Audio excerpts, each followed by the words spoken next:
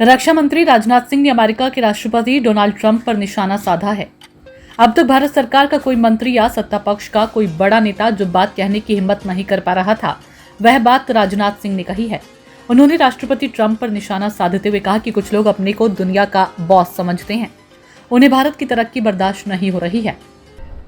गौरतलब है कि ट्रंप लगातार भारत और पाकिस्तान में सीज फायर कराने का श्रेय ले रहे हैं और भारत के ऊपर 50% टैरिफ लगाकर जोर जबरदस्ती व्यापार संधि कराना चाहते हैं। अमेरिकी राष्ट्रपति के इस रुख पर पहली बार भारत सरकार के इतने शीर्ष स्तर से हमला हुआ है। भोपाल में BEML की नई रेल कोच फैक्ट्री का भूमि पूजन करने के बाद राजनाथ सिंह ने राष्ट्रपति ट्रंप के भारत को डैड इकोनॉमी बताने वाले बयान का भी जवाब दिया और भारत को दुनिया का सबसे तेज विकास करने वाला देश बताया। उन्होंने राष्ट्रपति डोनाल्ड ट्रंप का नाम लिए बिना उन पर तीखा हमला किया और कहा, कुछ लोग खुद को दुनिया का बॉस समझते हैं, उन्हें भारत की तरक्की बर्दाश्त नहीं।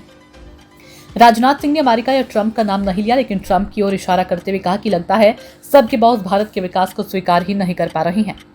राजनाथ सिंह ने ट्रंप की ओर से लगाए गए टैरिफ के ऊपर भी सवाल उठाए और दावा किया कि कोई भी वैश्विक शक्ति भारत को महाशक्ति बनने से नहीं रोक सकती।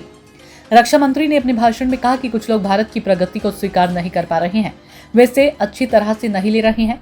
उन्हें लग रहा है कि सबके बॉस तो हम हैं, फिर भारत इतनी तेजी से कैसे आगे बढ़ रहा है।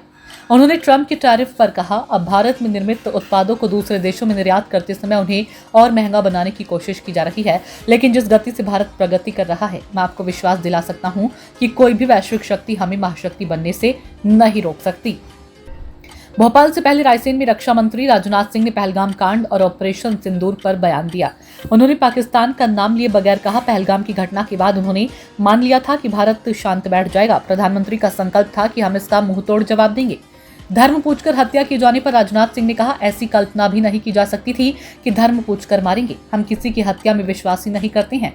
हमने ठान लिया था कि हम धर्म पूछकर नहीं मारेंगे, हम उनका कर्म देखकर मारेंगे और हमने कर्म देखकर मारा भी।